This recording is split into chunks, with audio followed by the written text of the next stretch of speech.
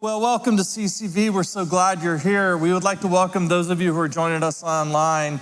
It seems odd, but 30 people from 33 different countries join us for our services. So welcome, and I'd like to speak all of your languages, but I just don't want to show off. You know what I'm saying? So we want to welcome those of you who are brand new here. We want to welcome kids. You're in our service. This is a family service. And so kids, I need a favor. I want you to draw a picture of me, and I want you to have your parents tag the church on Instagram and Facebook. Now, here's the picture that I want. You will see I'm losing some hair here, so I need a lot of hair and some big muscles, okay? Can you do that? I'd like to see that. We also like to welcome the skeptics. One thing I love about our church is I know if I was this age and I wasn't a believer, I'd be super skeptical today. So this is the kind of place where you can come and you can bring your questions. And we're not going to give you 2-cent answers to $1 million questions. And so there are no easy answers. And I just want you to know that this is the kind of place where you can come and search, particularly if you're trying to reconcile science with faith. And we just invite you to come and do that. You know, it's kind of weird that it's become awkward today in our culture to even say Merry Christmas without getting a little bit of backlash. In fact, I was listening to a comedian recently that was talking about this very thing. Take a look. Happy New Year. I know what month it is. I know that's a confusing thing to hear outside of January, but I love saying Happy New Year. I go year round. I bring my Happy New Year's year round because everybody loves it. Happy New Year. Just feels good to say. Doesn't matter where you're from, your religion, your country, everybody celebrates it. It's not like Merry Christmas. Merry Christmas can go either way, and I hate to offend people. So this whole last holiday season, I didn't let out one Merry Christmas. That's true. Instead, I said, may the birth of the one and only true God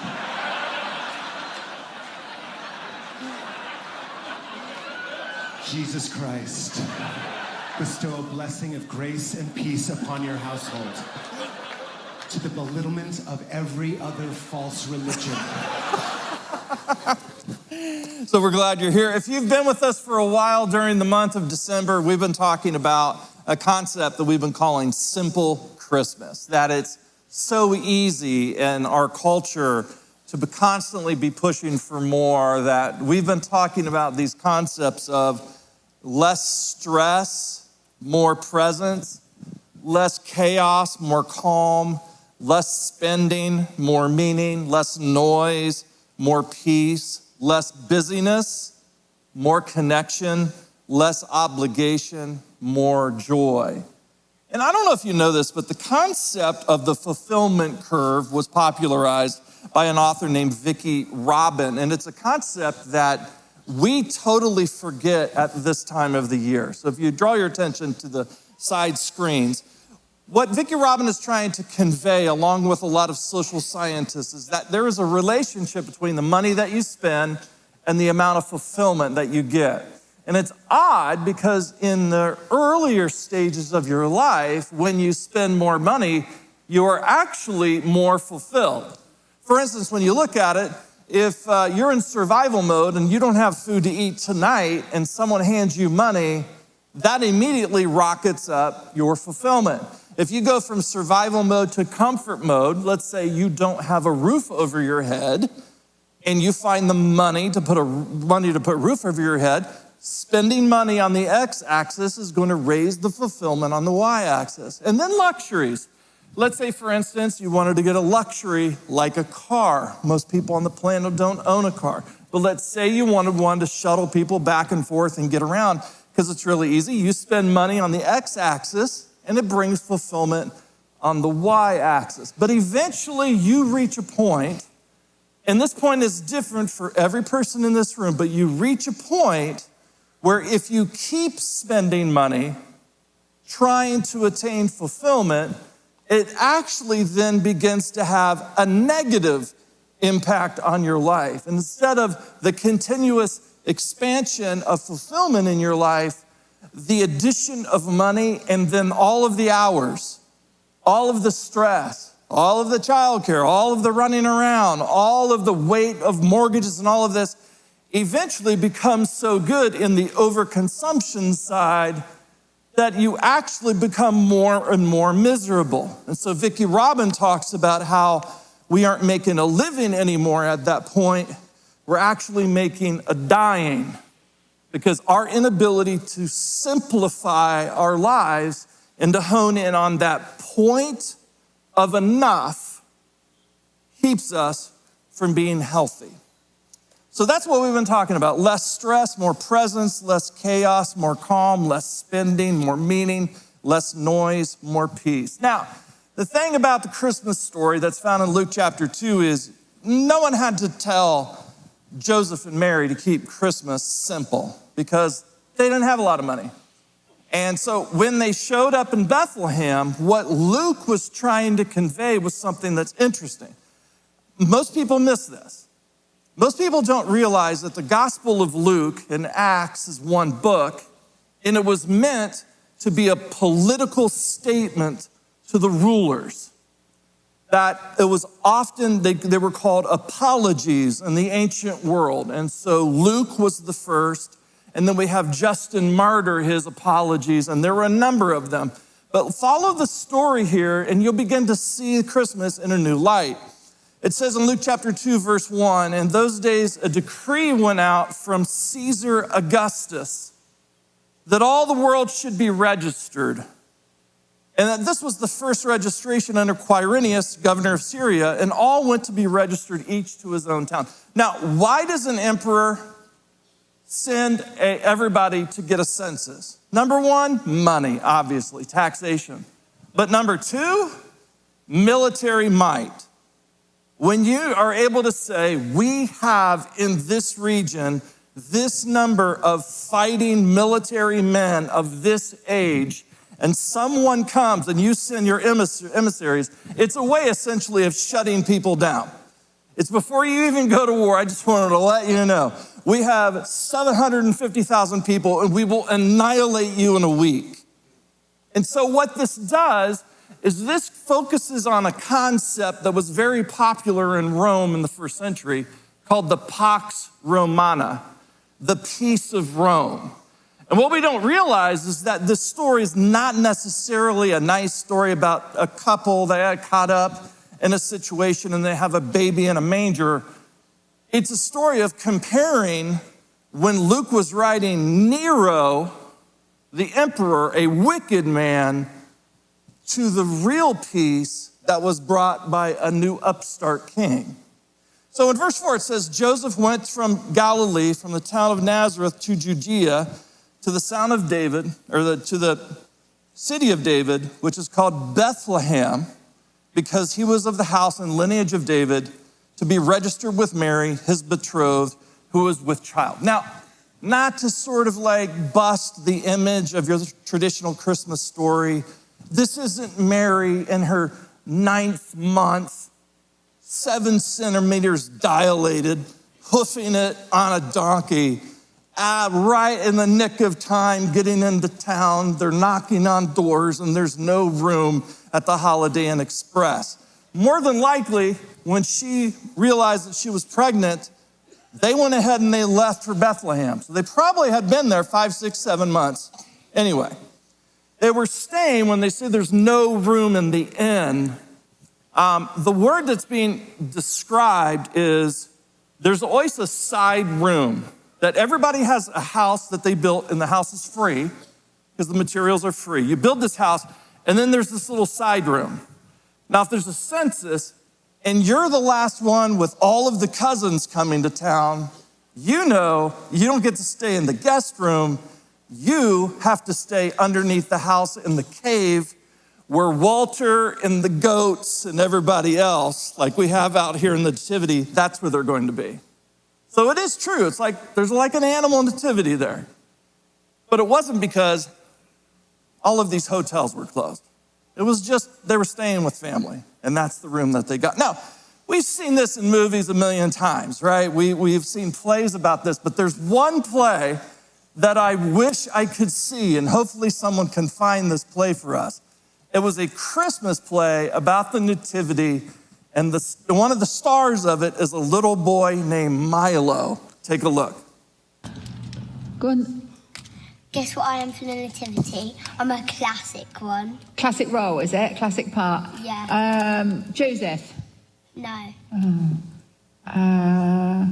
One of the three wise men. No. One of the innkeepers. No. Four rejected.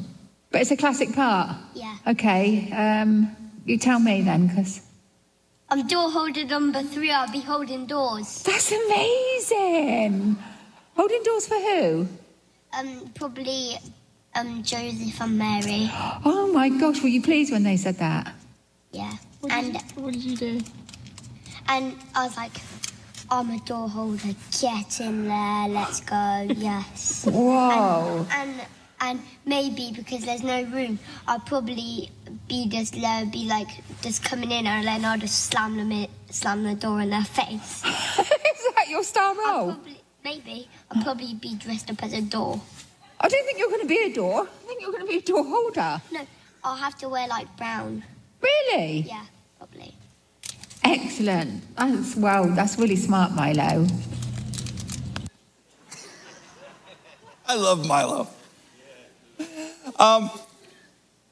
When I think of the story of Jesus, the culmination of it in Luke 2 is when the angels announce the birth of Jesus and they're singing. It says in verse 13, suddenly there was an angel with a multitude. Basically, the sky splits open. We see into another dimension of reality, and they're worshiping this new king. And it says this, glory to God, doxa in Greek. That's why we sang the doxology before I came out. Doxa to God in the highest, and on peace, and I want you to read this next verse together with me. And on earth, peace among those with whom he is pleased. We've just talked about this word peace, right? And that's Luke's whole point, is he's contrasting this evil man that's killing the Christians at the time of the writing of the Gospel of Luke. And he's comparing it to a real king who doesn't have to treat people that way to affect change. When we talk about peace, there might be people here tonight that are unsettled in their spirit and they're searching for peace. I think it's worth reminding ourselves that peace is not the absence of problems. People will come up with all kind of kooky techniques, right, of mindfulness to get us to forget about our problems and get a massage, and we're in a steam room and we're putting, cucumber things on our face and getting our nails done and our feet done. This is a day away where we get to forget about our problems. But after all that's done, what happens? You still have your problems. That's not peace. That's escapism. Peace is certainty in the face of your problems. For instance, a couple years ago when my dad passed away from kidney cancer, sitting on the couch and the hospice nurse comes in. I don't know if you've been in these kinds of situations with hospice, but if there's an angel on earth, it has to be hospice nurses. So the hospice nurse comes in and he sits down and introduces himself to my dad. And he asks him, do you have any questions? And my dad said, I just don't want you to lie to me. I want you to tell me the truth. What's going to happen? And the hospice nurse looked at him and said, you're going to die. You're going to be dead by the end of the week. He said, let me tell you how this is going to happen. Let me tell you where your body is right now. And then you're going to go through this particular stage, and then you're going to go to active dying, and then this is going to happen. And then your family members are going to say goodbye. So you probably have about a day and a half where you can have a conversation with them. My dad at that moment, I just saw him sort of pull himself together and look at him and say, okay. Because there's something about knowing the truth, right? Knowing the truth, this is going to happen, and having certainty as you're facing that problem that you still brings peace in that situation. Right? Peace is not the absence of problems. Lie to me. Let me act like they're going to go away. Peace is certainty in the midst of the problems. I met Bob Evans with a friend that's a skeptic. And have you ever been to Bob Evans? I don't know how they still exist. Every time I say that, no one ever goes to Bob Evans. Anyway, they have a great salad called the Wildfire Chicken Salad. You ought to try it. And I went 10% back, okay? So we're just sitting there eating a Wildfire Chicken Salad. My friend, who's a total skeptic, and to be honest, a little full of himself. You know those types? Like, they know just enough to make you think they're smart. So we're having this conversation, and we get to the point of God, and I ask him, what do you think happens when we die? And he puts his fork down and says, same thing that happens to that head of lettuce. We kept talking. He's a friend. Just because he's a skeptic, just because he didn't believe in Jesus, I wasn't gonna not be his friend anymore. I said, I'm gonna start praying for you, but I didn't tell him what I was praying for. Because when I wasn't a believer, I'll tell you what my friend Darren prayed for me, and it's the same thing for those of you that have become believers here. It's the thing I prayed for you. I prayed that you experience pain. C.S. Lewis says, pain is the megaphone that rouses a deaf world. So when someone is not a believer and they're full of themselves, I pray for pain. So I pray for pain for my friend, and pain he received. 6 months later, at Bob Evans, completely different guy. And at that point, what he wanted was certainty in the midst of this stuff. And that to me is what the gospel of Jesus brings, that Christmas is not about a celebration and about a feeling. It's about the fact that you can know the moment you die, you're going to be with God. And so you may die tomorrow, you may die 35 years from now, but there's certainty that changes the way now that you're going to live. And so when some people, as Dallas Willard says, get news that will make them wilt, believers in Jesus, the real King that brings real peace, conviction in the midst of that, they can stand up under it and feel joy in the things that make other people wilt. We're the kind of church we would love to help you discover that. We would love for you to come back. We're actually starting a new teaching series on the prophet Elijah. We're calling it To Topple a King. And we're going to talk about how Elijah faced an evil king during his life. And a lot of us, we have kings that sort of rule different parts of our lives. And part of what God is calling us to do is to be courageous enough to go and topple those kings. And so I'd love for you to come back in January. Anyway, I'm gonna end with by asking you a question. What was the absolute best Christmas you've ever had? And what I want you to do is I want you to lean to a person next to you and around you, and I want you to tell them the age. How old were you when you had the best Christmas ever? Go ahead and do that right now to the person next to you. Tell them your age. For those of you who are at home, we want you to do that right now. Go around the room. How old were you when you had the best Christmas?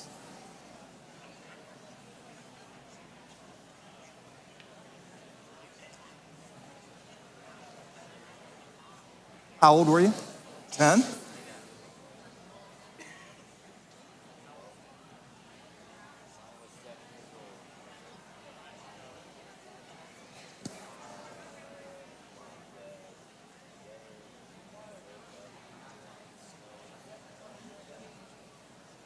All right. I'd love to hear these stories. I love hearing Christmas stories. For me, when I thought about it, I think it was probably somewhere in my early 30s, when our kids were small enough. You know how Christmas is really interesting when the kids are small, big gifts. The gifts are big, but the price tag is small. And then they get older, and the gifts are small, and then the price tag gets big, right? So when the gifts are big and the price tag's small, and they'll play in the boxes and have fun, it takes forever to open them. Those are probably my favorite ones. And when I was a kid, maybe when I was 12, I got a gift that I loved. But it would probably be that. Probably be in my early 30s, mid 30s, some of my favorite ones. I had a really good Christmas moment just yesterday. Hold the picture here. I had an opportunity to visit a CCVer that is awaiting hip surgery. And some of you know John. John is a person in our church who's gone through some difficulty, and people in our church have gone around him. And Lisa visited him a couple weeks ago, and then I went and I took gifts to go see John. And I'm like, you know what? I'm taking Meadow because she is a certified emotional support animal from supportpets.com on the internet. So we walked into this rehabilitation center, and she asked, does she have paperwork? And I said, yeah, I just don't have it on me.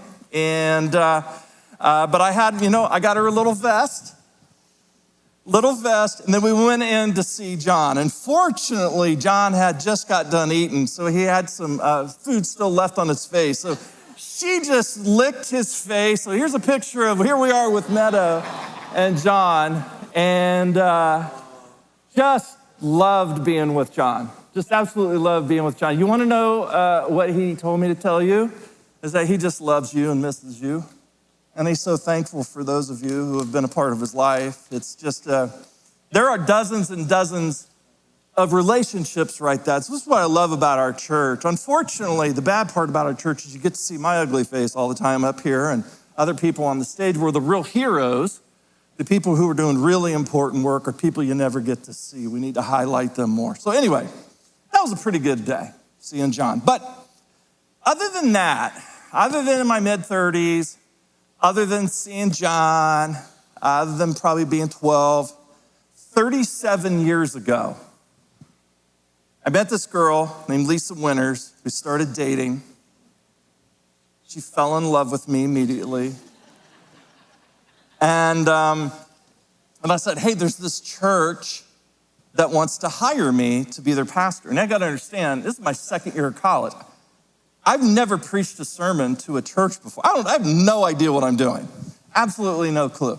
And they don't have enough money to hire a real pastor, right? So they have to settle for someone that's going to school. So I go there, and I went on Google Earth, and I actually found the photos of the place and the route. So this place is just outside of the Daniel Boone National Forest. And so if you've ever been there in Kentucky, stunning. Daniel Boone National Forest, just absolutely stunning. Great hunting and hiking and all of this. And let me ask you a question that when you're stressed, where do you go? Are you a beach person to relax or a mountain person? Raise your hand if you're a beach person. Okay? Raise your hand if you're a mountain person. Okay?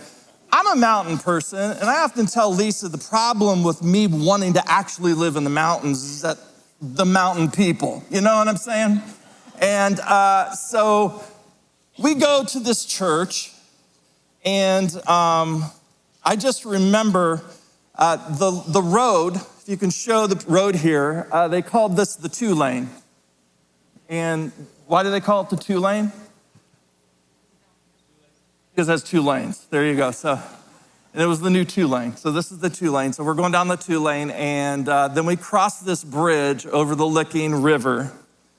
And I always wanted to go fishing there. So the Licking River, and then we go down into the holler, and we started seeing their homes. So this is the actual route. I followed it on Google Maps so you'd see it. So these were their homes, and these were people that had next to no money.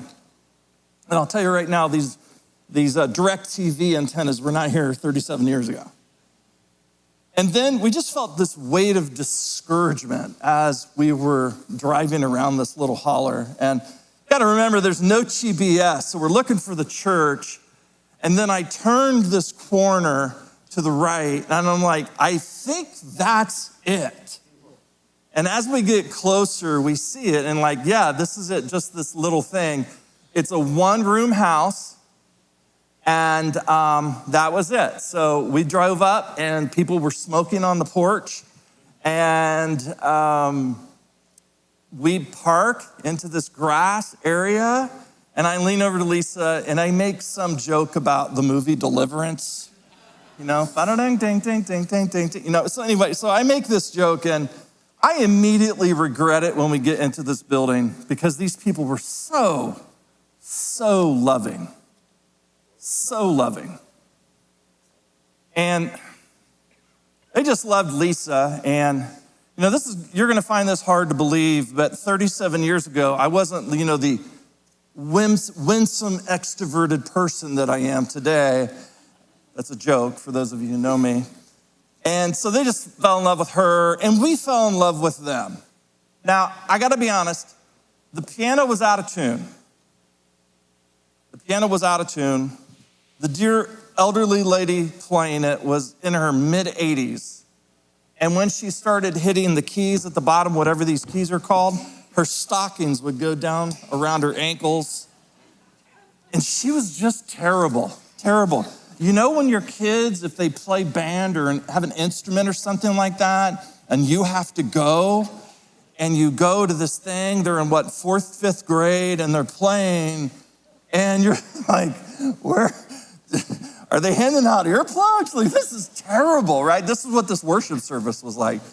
But we love these people. They only had enough money to bring us there every other Sunday. They gave us $60. Enough for gas, enough for lunch, enough for dinner, and then we would have $20 left over for the week. Time came around, and it was around Christmas time, and it was an off week, and we were going to go home the next week. And we were like, we just cannot not have church for Christmas. And so we just went over on our own expense to go and have Christmas with these people. And that's service. Amidst these people that we had grown to love, many of whom had never graduated high school, many of whom were completely illiterate, they were hardworking, good people. In this cold, crickety, one-room house, someone would have to get there early and fire up the wood-burning stove to warm the church. Had squeaky pews whenever you moved, and there were mouse traps in every corner. Helen missing the notes, like the wood fire popping in the background.